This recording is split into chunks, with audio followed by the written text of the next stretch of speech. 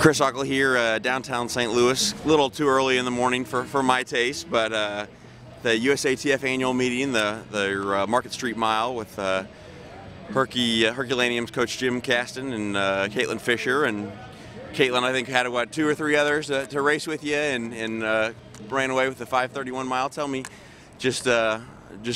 I know you were hoping for a little bit more competition, even Olympian Dina Castor, but didn't quite happen. But what?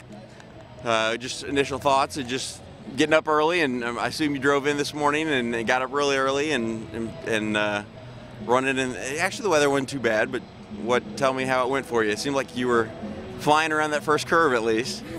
Any goals or anything that you were shooting for? Well, before I got here, my goal was to just run with the front pack, but I didn't know there was going to be a lot of people here. And when I got to the line, I noticed there was 2 other people, and I just was like, all right, well, I'm just going to go out and see how I finish. Yeah.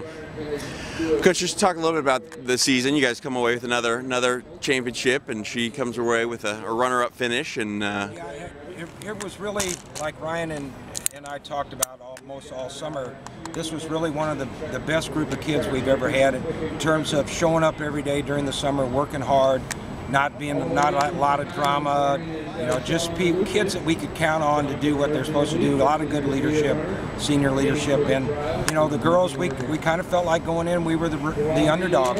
Springfield Catholic brought all those people back, and Stratton and Stockton were running good early on, and we weren't, and so we just felt like we had to dig down and really work. And as a coach, you want to try to develop leaders, and you want to try to get kids to get a work ethic, and the third thing I think is get them to be competitive, and not everybody's born with a competitive spirit. And I think that the most rewarding thing for me is as the end of the season got close, these girls started getting to be real competitive, and I thought they really had a heck of a race at the state meet and showed their competitive spirit, and they came out on top. And I think if they hadn't entered into that race with that kind of mindset, they'd have got beat. Right. So it was really rewarding for me as a coach. And I guess it was just 2 years ago in August at the the cross country kickoff that you said, "Oh, I think we got something special here." And this girl who I guess was a cheerleader, maybe. Did you run it in middle school or at all? Well, I didn't run at all until my 8th grade year in track. I ran distance. Yeah. And coach convinced you to do away with that cheerleading. Yeah. Well, I try to not be too, because it's a fine line. Sure. Kids should be able to do what they want to do. You should encourage them to do, your thing and be supportive of their decision. And so that's kind of the road we went down. And the school actually started a dual participation policy, not just for her, but she was the first one to sign up, and it worked really well for her. And we still have the program in place today. So I think in the end we did good work for all of our kids at Herculaneum by having this dual participation policy. Right. That really helped her. And then after the first year of doing that, she then realized that running was her thing, and went down that road. So we were pleased for that. We'd have taken her whether she'd have been a basketballer or a cheerleader, whatever she would have been. We'd have been glad to have her out there. Right. Have you guys discussed goals for the spring? Obviously, you probably want to take a break for a while, but probably with all the long history of successful ladies at Herky, I know she's probably got to be right up there and shooting to. She's our school record holder in the mile and the 2 mile. Yeah. Eileen Swice was right behind her in the 2 mile. Her freshman year and Eileen's senior year, they were 1-2 at the state meet. There's been a long line of really successful female runners, and to be the top of that heap like she is, and actually 9 seconds faster in the mile than the next fastest ones. There was 3 of them ran 5:14.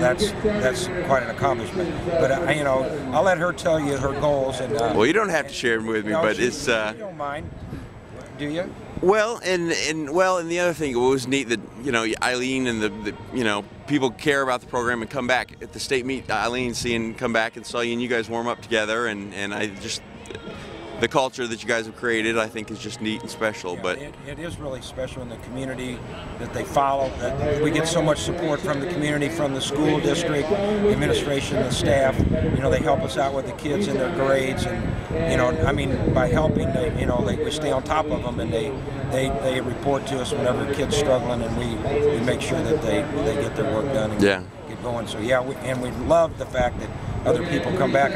One of my former runners that graduated 2001 was here running in one of the age group races. Oh, okay. I saw him and he heard me yell, "Hey Andy, way to go! Keep going! You're doing good!" And he looked over and he said, "I knew I'd recognize that voice." You know, I guess they never forget that stuff. So yeah, it was neat seeing him.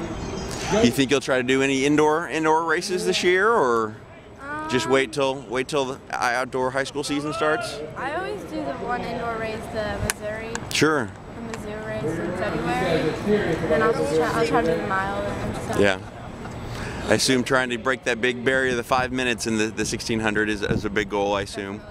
It's been fun to see the progress and the success in the last 8 to 10 years in Missouri kids, and especially the females that, you know, getting close to that mark and breaking that mark, and that's a pretty amazing standard. So, but you got a lot of things got to go right. You got to get into a fast race, and you got to be healthy and good weather. And on that day, right. Yeah.